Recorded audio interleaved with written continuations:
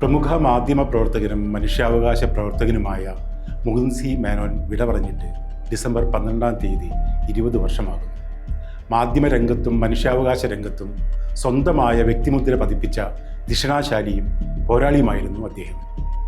ഡൽഹി, ഹൈദരാബാദ്, ചെന്നൈ, ബാംഗ്ലൂർ, തിരുവനന്തപുരം എന്നീ നഗരങ്ങളിൽ മനുഷ്യാവകാശ പ്രവർത്തകനായും മാധ്യമ പ്രവർത്തകനായും അദ്ദേഹം പ്രവർത്തിച്ചു.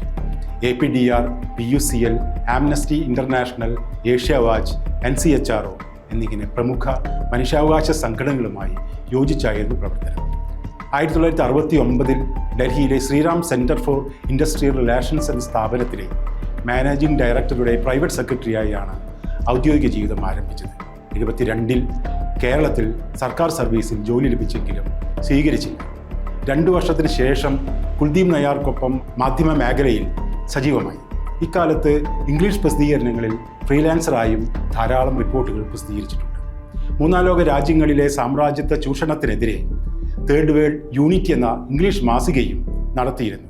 5 വർഷത്തോളം അത് മുടങ്ങാതെ പുറത്തിറങ്ങി. 75 ജൂൺ 25 അർദ്ധരാത്രിയാണ് രാജ്യത്ത് അടിയന്തരാവസ്ഥ പ്രഖ്യാപിച്ചത്. അടുത്ത ദിവസം രാവിലെ മേനോനും സഹപ്രവർത്തകരും ചേർന്ന് ഒരു രഹസ്യ ബുള്ളറ്റിൻ പുറത്തിറക്കി. നേതാക്കളുടെ അറസ്റ്റും അത് സംബന്ധിച്ച വിവരങ്ങളുമായിരുന്നു ബുള്ളറ്റിനിലുണ്ടായിരുന്നത്. 250ഓളം സൈക്ലോസ്റ്റൈൽ കോപ്പികളാണ് ഓരോ ദിവസവും പുറത്തു വന്നത്. ജോർജ് ഫെർണാണ്ടസ് ഇന്ദിരയ്ക്ക് അയച്ച കത്ത് ഈ ബുള്ളറ്റിനിലൂടെയാണ് പ്രചരിച്ചത്. 1970 രൂപീകരിച്ച association for protection of democratic rights APDR എന്ന സംഘടനയിലൂടെയാണ് അദ്ദേഹം മനുഷ്യാവകാശ പ്രവർത്തനങ്ങളിൽ സജീവമായത്. ഒപ്പം മലയാളികളായ നിരവധി സഹപ്രവർത്തകരുമുണ്ടായിരുന്നു. അടിയന്തരാവസ്ഥയിൽ മനുഷ്യാവകാശ ലംഘനങ്ങൾക്കെതിരെ പോരാടിയതിനെ തുടർന്ന് ജയിലിലായി. പിന്നീട് പുറത്തു വന്ന ശേഷം 72 നക്സലൈറ്റ് തടവുകാരെ വിട്ടയക്കുക എന്ന ആവശ്യമുയർത്തി ഡൽഹിയിൽ ദേശീയ കൺവെൻഷൻ വിളിച്ചു ചേർത്തു. അതിൻ്റെ പ്രധാന സംഘാടകനും അദ്ദേഹമായിരുന്നു.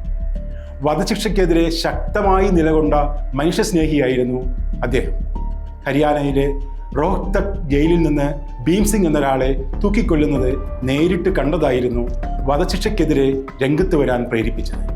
ഇന്ത്യൻ ജുഡീഷ്യറിയിൽ വധശിക്ഷ പിന്നക്കക്കാർക്ക് മാത്രമായി സംവരണം ചെയ്യപ്പെട്ടിരിക്കുന്നതായി അദ്ദേഹം കരുതിയിരുന്നു. National committee for the abolition of death penalty എന്ന സംഘടന രൂപീകരിച്ചത് അതിൻ്റെ ഭാഗമായാണ്. ഈ സംഘടന 72 സുപ്രീം കോടതിയിൽ ഹർജി നൽകിയതിനെ തുടർന്നാണ് വധശിക്ഷകളുടെ എണ്ണം രാജ്യത്ത് കുറഞ്ഞത്. ഹിന്ദുത്വരുടെ യഥാർത്ഥ മുഖം അദ്ദേഹം മനസ്സിലാക്കുന്നത് ജയിൽ ജീവിതകാലത്താണ്. ജമാഅത്തെ ഇസ്ലാമി പ്രവർത്തകർ ജയിലിൽ നമസ്കരിക്കുന്ന സമയത്ത് RSSകാർ അവർക്ക് ചുറ്റും കൂടി നിന്ന് ഹർ ഹർ മഹാദേവ് എന്ന മുദ്രാവാക്യം ഉച്ചത്തിൽ മുഴക്കുമായിരുന്നു. RSSകാർ ജയിൽ അടുക്കളയുടെ നിയന്ത്രണം ഏറ്റെടുത്തതോടെ മാംസഭക്ഷണത്തിന് വിലക്കേർപ്പെടുത്തി. മുഹമ്മദ് റഫിയുടെ പാട്ട് കേട്ടവരുടെ റേഡിയോ തകർത്തു. ഭക്ഷണത്തിന് മുമ്പ് ഹൈന്ദവ പ്രാർത്ഥന ചൊല്ലുന്നത് നിർബന്ധമാക്കി. ഇതിനെതിരെ തടവുകാർ രംഗത്ത് വന്നു. അടിയന്തരാവസ്ഥ കാലത്ത് തീഹാർ, അംബാല, റോഹ്തക് എന്നീ ജയിലുകളിലായി 17 മാസത്തോളം അദ്ദേഹം തടവിൽ കഴിഞ്ഞു. ഇന്ത്യയിലെ പല നേതാക്കളും അദ്ദേഹത്തിൻ്റെ സഹതടവുകാരായിരുന്നു. അടിയന്തരാവസ്ഥയ്ക്ക് ശേഷം പാർലമെന്റ് സീറ്റിലേക്ക് മത്സരിക്കാൻ ജയപ്രകാശ് നാരായണൻ നിർബന്ധിച്ചെങ്കിലും അദ്ദേഹം വഴങ്ങിയില്ല. പൗരാവകാശ സംഘടനയായ PUCL രൂപീകരിക്കപ്പെട്ടപ്പോൾ APDRനെ അദ്ദേഹം അതിൽ ലയിപ്പിച്ചു.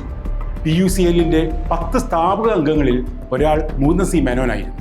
ദേശീയ സമിതിയിലും അദ്ദേഹം അംഗമായിരുന്നു. 1981 ഇന്ദിരാഗാന്ധി തിരിച്ചു വന്നതോടെ മുകുന്ദ് സി മേനോൻ കേന്ദ്ര സർക്കാരിൻ്റെ നോട്ടപ്പുള്ളിയായി. ഭാര്യയുടെ മരണത്തോടെ മദിരാശിയിലേക്ക് അദ്ദേഹം താമസം മാറ്റി. ഇക്കാലത്തും ഇംഗ്ലീഷ് പത്രങ്ങളിൽ റിപ്പോർട്ടുകൾ എഴുതിയിരുന്നു. കോൺഗ്രസ് നേതാവ് ദേശരി നാരായണ റാവു ഉദയം എന്ന പേരിൽ ഒരു പത്രം ആരംഭിച്ചപ്പോൾ മേനോനായിരുന്നു ഹൈദരാബാദ് ബ്യൂറോ ചീഫ്. നക്സലൈറ്റുകളെ ഏറ്റുമുട്ടലിൽ വധിക്കുന്നതിനെക്കുറിച്ച നിരവധി വാർത്തകൾ ഇക്കാലത്ത് അദ്ദേഹം പുറത്തു കൊണ്ടുവന്നു. കൊണ്ടപ്പള്ളിയെ ഒളിവിൽ അഭിമുഖം നടത്തിയത് ഇക്കാലത്ത് ഏറെ ശ്രദ്ധ പിടിച്ചു പറ്റിയിരുന്നു. ലീഗ് നേതാവ് CH മുഹമ്മദ് കോയ ഹൈദരാബാദിൽ വെച്ച് അന്തരിച്ചപ്പോൾ ആ വാർത്ത ആദ്യം പുറത്തുവിട്ടതും മേനോനായിരുന്നു. 1993 കേരളത്തിൽ അദ്ദേഹം തിരിച്ചു വരുന്നത്. താമസിയാതെ കേരള സിവിൽ ലിബർട്ടീസ് എന്ന പൗരാവകാശ സംഘടനയ്ക്ക് രൂപം നൽകി. കസ്റ്റഡി മരണങ്ങൾക്കും പോലീസ് പീഡനങ്ങൾക്കുമെതിരെ ഈ സംഘടന ശക്തമായ നിലപാടെടുത്തു. മദനി കടുത്ത മനുഷ്യാവകാശ ലംഘനങ്ങൾ നേരിട്ടപ്പോൾ ആദ്യമായി അദ്ദേഹത്തിന് വേണ്ടി രംഗത്ത് വന്നത് മേനോനാണ്. കശ്മീരിലെ യഥാർത്ഥ വസ്തുതകൾ പൊതുജന ശ്രദ്ധയിലെത്തിക്കാൻ ഹുറിയത്ത് കോൺഫറൻസ് നേതാക്കളെ കേരളത്തിൽ എത്തിച്ചതും അദ്ദേഹമാണ്. ഇത് അക്കാലത്ത് വലിയ വിവാദമായെങ്കിലും അദ്ദേഹം പിന്തിരിഞ്ഞില്ല. മലയാളിയായ ജാവേദ് എന്ന പ്രാണേഷ് കുമാറിനെ നരേന്ദ്രമോദിയെ കൊലപ്പെടുത്താനെത്തിയ സംഘമെന്ന പേരിൽ കൊലപ്പെടുത്തിയ സംഭവം പൊതുജന ശ്രദ്ധയിലെത്തിച്ചത് അദ്ദേഹമാണ്. അൽ ജസീറ അതിന്റെ സംപ്രേഷണം ആരംഭിച്ച സമയത്ത് ഇന്ത്യയിൽ നിന്നുള്ള ആദ്യ റിപ്പോർട്ടുകളിൽ പലതും മേനോനാണ് തയ്യാറാക്കിയത്. പിന്നീട് NCHR രൂപീകരിച്ചതും മേനോന്റെ നേതൃത്വത്തിലാണ്. തേജസ് ദിനപത്രത്തിന്റെ നയരൂപീകരണത്തിലും പങ്കുവഹിച്ചു. നിർഭാഗ്യവശാൽ പത്രം അച്ചടി ആരംഭിക്കും മുമ്പേ അദ്ദേഹം അന്തരിച്ചു. ചുരുങ്ങിയ കാലമേ ഉണ്ടായിരുന്നുള്ളൂവെങ്കിലും കേരളത്തിലെ മനുഷ്യാവകാശ പ്രവർത്തനങ്ങളെ പുതിയ ഒരു കാഴ്ചപ്പാടിൽ രൂപപ്പെടുത്തുന്നതിൽ മേനോൻ പങ്കുവഹിച്ചിട്ടുണ്ട്. പോലീസ് സൃഷ്ടിച്ചിരുന്ന ഭീകരവാദ ആരോപണങ്ങളെ അദ്ദേഹം മനുഷ്യാവകാശ പ്രവർത്തകൻ എന്ന നിലയിലും മാധ്യമ പ്രവർത്തകൻ എന്ന നിലയിലും ചോദ്യം ചെയ്തു. പിന്നീട് അതൊരു മാതൃകയായി മാറി. ഇന്നും പലരും പിന്തുടരുന്ന ഒരു മികച്ച മാതൃക.